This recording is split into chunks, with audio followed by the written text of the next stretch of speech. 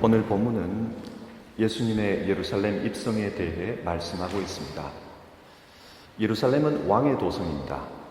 하나님 나라의 왕으로 오신 예수님은 이제 왕으로서 예루살렘에 입성하십니다. 매년 2월이 되면 베르니 날레가 열립니다. 그때 시상식에 참여하기 위해 온 세계적인 스타들은 어떤 누구도 뒷문으로 몰래 들어가지 않습니다. 멋진 턱시도와 드레스를 입고 수백 대의 카메라가 터지는 가운데 레드카펫을 밟습니다. 그러면 그것을 보는 사람들은 열광합니다. 세상은 이처럼 스타들의 화려함을 좋아합니다. 그러면 2000년 전 예수님은 어떤 모습으로 예루살렘에 들어가셨을까요? 새끼 나귀를 타고 가셨습니다. 그리고 그때 예수님을 따르는 수많은 무리들이 자기의 겉옷을 바닥에 펼치며 환영했습니다. 호산나 노래를 부르며 환호했습니다. 여러분, 무리들은 왜 그렇게 환호한 것일까요? 그 단서를 8절에서 찾아볼 수 있습니다. 마태복음은 예수님이 입성하실 때 사람들이 나뭇가지를 길에 펼쳤다고 하는데, 요한복음은 그 장면을 좀 더 구체적으로 묘사해 줍니다. 종려나무 가지를 흔들었다고 합니다. 종려나무. 식물학에서 종려나무의 공식 이름은 페닉스 닥틸리페라입니다. 이 이름에서 재미있는 것은 불사조를 의미하는 페닉스라는 단어가 들어가 있는 것입니다. 종려나무를 불사조라고 부르는 이유는 그 나무를 베고 그 남은 거루터기를 불에 태워도 그 거루터기에서 또다시 싹이 나기 때문입니다. 그러니까 종려나무는 죽여도 죽지 않는 나무입니다.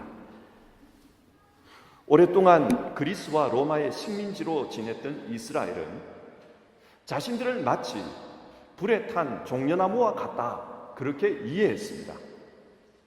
강대국들이 우리를 죽여도 우리는 죽지 않는다. 그리고 언젠가 메시아가 오시면 다시 싹이 나고 살아날 것이다. 그땐 우리가 이 세상을 다스릴 것이다. 사람들은 그렇게 믿었습니다. 그리고 그 메시아가 오셨습니다. 그래서 종려나무 가지를 흔들며 사람들은 환호합니다.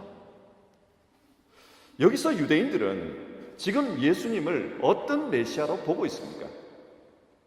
망해버린 이스라엘을 로마로부터 독립시키고 다시 부흥시킬 정치적 메시아로 이해합니다. 그러나 여러분, 오늘 본문은 우리에게 예수님을 어떻게 말씀하고 있습니까? 예수님은 정치적 메시아가 아니라 구약이 예언했던 바로 그 왕이라고 말씀합니다. 그래서 4절, 이는 선지자를 통하여 하신 말씀을 이루려 하심이라. 마태복음의 관심은 예언의 성취입니다. 그러면 구약은 오실 왕을 어떻게 예언하였습니까? 5절, 시온의 딸에게 이르기를 내 왕이 내게 임하시나니 그는 겸손하여 나귀 곧 멍에 매는 짐승의 새끼를 탔도다. 구약 성경 스가랴 9장 9절은 메시아께서 나귀를 타고 오실 것이라고 예언했습니다. 성경에서 나귀를 타는 것이 어떤 의미입니까? 유대인들에게 나귀는 메시아와 아주 연관이 많은 동물입니다. 창세기 49장 11절을 보면 유다의 후손으로 오실 메시아가 그의 나귀를 포도나무에 맬 것이라고 말씀했습니다. 그리고 유대 랍비들은 꿈에 나귀를 본 사람은 메시아의 구원을 희망하리라, 그렇게 말합니다. 이처럼 나귀는 메시아와 관련이 깊습니다. 오늘 본문에서 예수님이 나귀를 타신 것은 겸손과 섬김을 상징합니다. 한 가지 비교를 해본다면 예수님께서 예루살렘에 입성할 당시 또 다른 한 무리도 예루살렘에 입성했는데 그들은 바로 로마 군인들이었습니다. 평소 로마 총독은 가이사랴에 머물렀습니다. 그러나 사람들이 많이 모이는 명절에는 예루살렘으로 올라왔는데 혹시라도 유대인들이 폭동을 일으키거나 로마의 반란을 일으킬까 봐 염려가 되었기 때문입니다. 자, 이 장면을 한번 상상해 봅시다. 그들은 어떤 모습으로 예루살렘에 들어왔을까요? 총독은 화려한 옷을 입고 말을 타고 정복군의 모습으로 왔을 것입니다. 그리고 그를 수행하는 군인들은 감히 사람들이 반란을 일으킬 수 없도록 빛나는 창을 들고 칼을 차고 위협적인 모습으로 들어왔을 것입니다. 이처럼 로마 군인들의 입성과 예수님의 입성은 참으로 대조적입니다. 예수님은 정말 초라했습니다. 평범했습니다. 그래서 성경은 그는 겸손하셔서 나귀를 탔다라고 말씀합니다. 나귀는 하나님 나라 왕의 겸손을 상징합니다. 또 나귀는 일하는 동물입니다. 나귀는 말보다 발목이 강해서 산지인 유대 지역에서 짐을 나르기에 적합한 동물이었습니다. 유대인들이 사용하는 무게 단위 중에 호멜이 있는데 이것은 히브리어 하모르에서 파생되었습니다. 하모르, 나귀를 가리킵니다. 그러니까 나귀 한 마리가 지고 갈 수 있는 양이 곧 한 호멜입니다. 이 단어에서 유추해 볼 수 있듯이 나귀는 주인을 위해 일하는 동물입니다. 그래서 나귀는 예수님의 섬김을 상징합니다. 이렇게 보면 예수님은 지금 겸손과 섬김의 메시아로서 나귀를 타신 것입니다. 하지만 사람들은 그것을 몰랐습니다. 앞서 살펴본 것처럼 이스라엘의 독립을 가져올 그런 정치적 메시아로 이해했습니다. 다윗 왕국을 재건할 줄 알았습니다. 그래서 옷을 벗고 나뭇가지를 흔들며 호산나 환호했지만 이 환호는 오해에서 비롯된 환호였습니다. 그렇기 때문에 며칠 후 예수님이 빌라도에게 신문당할 때 그들은 곧 십자가에 못 박으소서, 십자가에 못 박으소서 반대의 소리를 지릅니다. 자신들이 생각했던 그런 왕이 아니었기 때문입니다. 예수님은 이 땅에 정복자가 아니라 겸손과 섬김의 왕으로 오셨습니다. 사람들은 오해했습니다. 오늘 이 말씀을 우리의 상황에 한번 적용해 봅시다. 오늘은 대림절 첫 번째 주일입니다. 대림절은 예수님의 오심을 기다리는 절기입니다. 그러면 우리는 예수님의 어떤 오심을 기다리는가요? 먼저 예수님의 첫 번째 오심, 즉 성탄절을 기다립니다. 그래서 대림절은 항상 성탄절 4주 전에 시작됩니다. 우리는 주의 오심을 기다립니다. 동시에 대림절은 다시 오실 예수님을 기다립니다. 성경은 예수님의 초림보다 재림에 대해 더 많이 말씀하고 있습니다. 예수님은 반드시 다시 오실 것입니다. 그래서 우리는 이 대림절을 통해 다시 오실 예수님을 생각합니다. 자, 그러면 질문해 봅시다. 2017년 대림절, 우리는 예수님을 어떤 모습으로 기다려야 합니까? 우리가 살고 있는 이 세상은 경쟁 사회입니다. 세계가 글로벌화되면서 경쟁이 점점 심각해집니다. 힘으로 누군가를 이겨야 하는 그런 세상입니다. 그러다 보니 원치는 않지만 경쟁해야 합니다. 이겨야 합니다. 그리고 그 과정에서 뒤처지고 소외되고 버려지는 사람들이 생겨납니다. 이런 세상 속으로 예수님께서 다시 오신다면 예수님은 어떤 모습으로 오실까요? 번쩍번쩍하는 옷을 입고 큰 말을 타고 정복자의 모습으로 오실까요? 또 우리는 어떤 모습으로 예수님을 기다려야 할까요?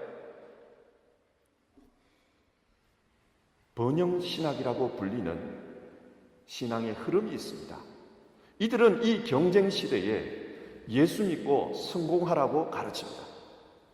다른 사람과 겨루어서 이길 수 있도록 예수님께 기도하라고 가르칩니다. 그리고 물질적으로 성공하고 축복을 받으라, 이것이 진짜 믿음이다, 그렇게 가르칩니다.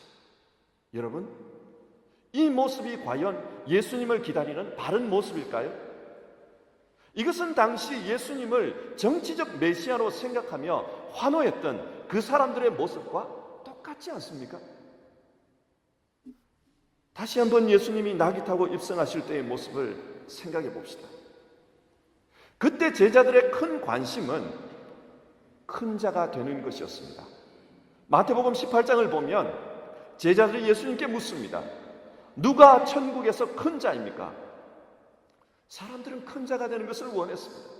그리고 마태복음 20장 20절 세베대의 아들들이 자신들의 어머니를 앞세워서 주의 나라가 임하거든 하나는 주의 오른편에 하나는 주의 왼편에 앉게 해주십시오. 자식의 성공을 부탁합니다. 예수님 덕택에 성공하고 싶었던 것입니다. 그런데 이것은 제자들만의 모습은 아닙니다.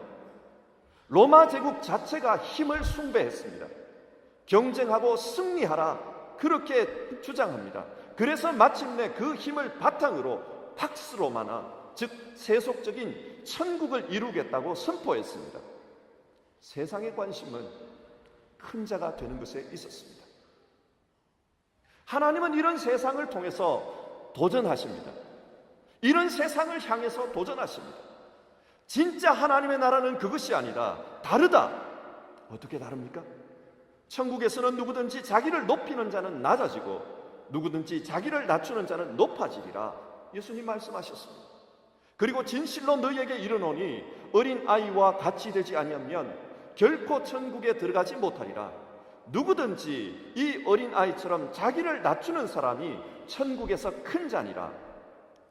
예수님은 천국과 관련하여 자기를 낮추는 것, 어린 아이와 같이 되는 것, 즉 겸손을 말씀하셨습니다. 세상 사람들은 힘으로 성공하고 권세를 누림으로 세속적 하나님 나라를 이루겠다고 하지만 예수님은 겸손함으로 진짜 하나님 나라를 이루라고 우리에게 말씀하셨습니다. 그러면 이런 질문이 생깁니다. 왜 하나님 나라는 겸손해야 합니까? 언젠가 우리 교회 청년의 졸업 연주회에 간 적이 있습니다. 이 청년은 피아노를 전공하는데 그 연주회에서 오케스트라와 협연했습니다.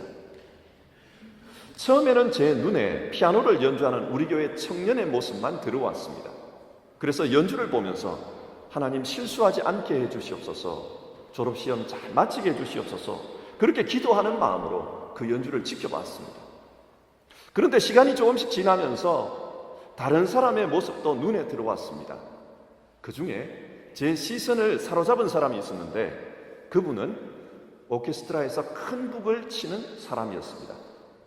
그분은 연주회 중에 거의 하는 일이 없었습니다. 가만히 악보를 보면서 계속 서 있었습니다. 한참을 기다리고 있었습니다. 속으로 걱정했습니다. 저렇게 하는 일이 없으면 오케스트라에서 월급을 줄까? 그런 쓸데없는 걱정을 하면서 쳐다보고 있었습니다.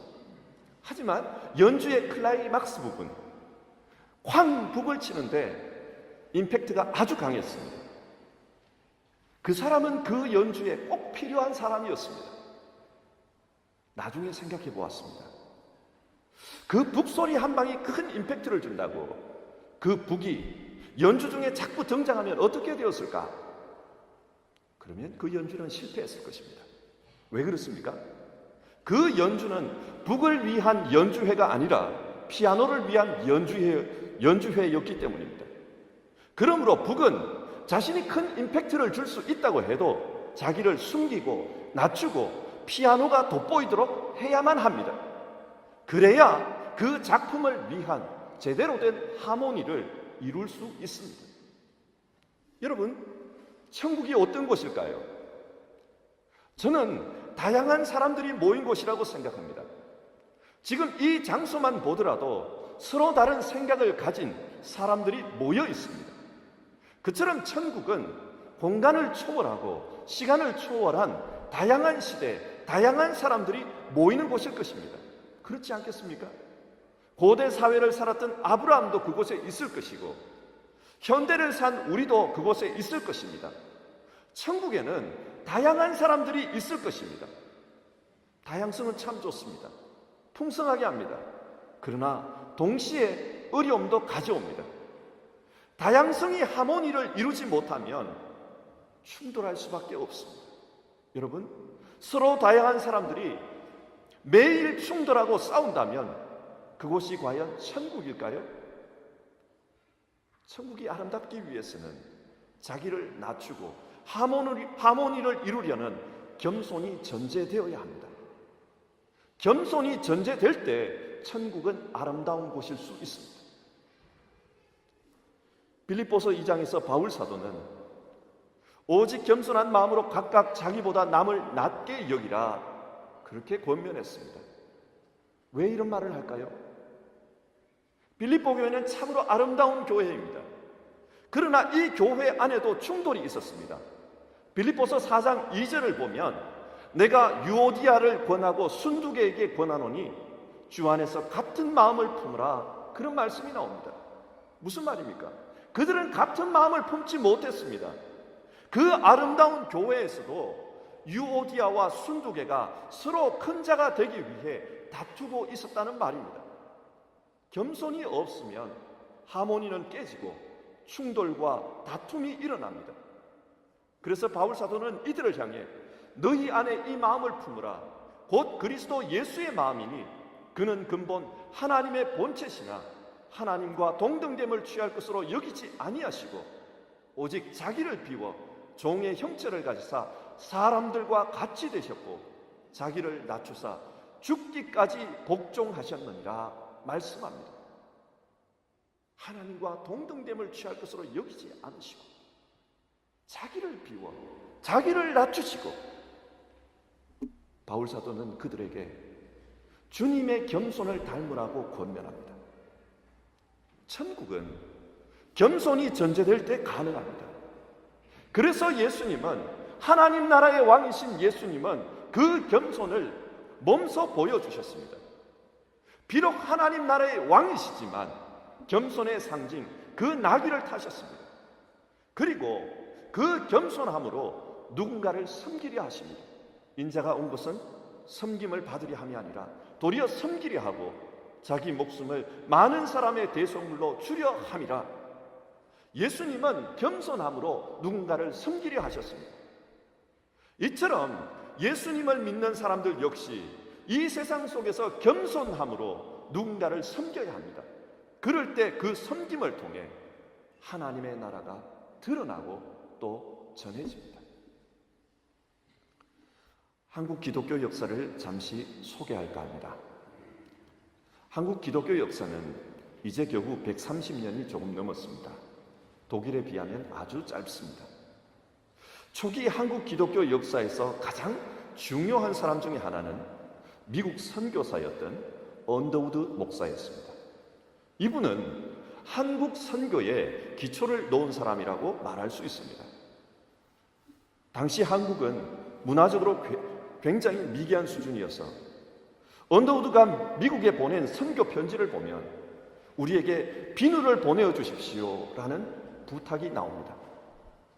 한국인들이 너무 냄새나고 위생적으로 문제가 있었기 때문에 언더우드가 이런 편지를 쓴 것입니다. 그럼에도 불구하고 이분은 한국인을 무시하는 분이 아니었습니다. 처음부터 한국 사람들처럼 먹고 한국 사람들처럼 입고 한국 사람들처럼 생활하기 위해서 그는 노력했습니다. 사실 한국의 된장찌개나 김치찌개는 한국인들에게는 맛있지만 외국인들에게는 굉장히 냄새나는 음식입니다. 그리고 서양인이 침대가 없는 온돌에서 누워 자는 것은 허리가 아프고 굉장히 곤욕스러운 일입니다. 그럼에도 불구하고 그는 한국인처럼 되기 위해서 한국인처럼 먹었고 한국인처럼 입었고 한국인의 집에서 살았습니다. 한국인과 하모니를 이루기 위해서 그렇게 했던 것입니다. 그러던 어느 날 시골로 전도여행을 떠났습니다. 시골 작은 주막에서 저녁을 먹고 있는데 서양 사람을 처음 본 동네 사람들이 신기해서 다 몰려왔습니다. 그 중에 버릇없는 한 청년이 이런 말을 했습니다. 이야, 이것이 한국밥을 먹을 줄 아네. 그러자 언더우드 목사가 웃으면서 예, 국도 먹을 줄 압니다. 그렇게 대답을 했습니다. 그러자 그 청년이 놀라서 이야, 이것이 말을 할 줄을 아네. 그러자 언더우드 목사는 웃으면서 예, 글도 쓸 줄 압니다. 그렇게 받아주었다고 합니다. 한국어에서 저것은 모욕적인 표현입니다. 짐승이나 물건을 가리킬 때 쓰는 말입니다. 한국어를 아는 언더우드 입장에서는 그 소리를 들었을 때 얼마나 기분이 나빴겠습니까? 그러나 그는 복음을 위해 낮아졌습니다. 겸손한 태도로 한국인들을 섬겼습니다. 그러자 그 모습에 감동한 그 청년과 그 마을 사람들이 언더우드가 전한 복음을 다 받아들였다고 합니다. 그렇습니다. 겸손으로 섬길 때 그때 하나님 나라는 세상 속에 드러납니다. 말씀을 맺겠습니다. 2017년 대림절, 우리는 어떻게 주님을 맞이할까요? 성경은 나귀를 타고 입성하신 그 주님을 본받으라고 말씀합니다. 그리고 그 주님이 겸손으로 우리를 섬겨주셨듯이 우리도 그렇게 섬기며 살라고 부탁합니다. 오늘 성찬식이 있습니다. 성찬식은 예수님이 자신의 생명으로 우리를 섬겨주신 예식입니다. 또 예배 후에는 바자가 있습니다. 예수님께서 작은 자 하나에게 한 것이 곧 나에게 한 것이니라 말씀하셨습니다. 그처럼 우리도 이 바자를 통해 이름 모를 작은 자를 섬겼으면 좋겠습니다. 겸손과 섬김, 이것이 왕으로 오신 주님을 영접하는 바른 태도가 아닐까요? 대림절을 시작하며 주님의 이 모습을 기억합시다. 기도하겠습니다. 겸손과 섬김의 모습으로 오신 주님, 이 대림절 우리 역시 겸손과 섬김의 모습으로 주님을 맞이하기 원합니다. 겸손과 섬김으로 하나님의 나라를 드러내기 원합니다. 함께 예배하는 루카스 교회와 소망교회에 은혜를 주셔서 베풀어질 성찬 가운데 또 바자 가운데 겸손과 섬김의 주님을 본받게 하옵소서. 우리 주님 예수님의 이름으로 기도드립니다. 아멘.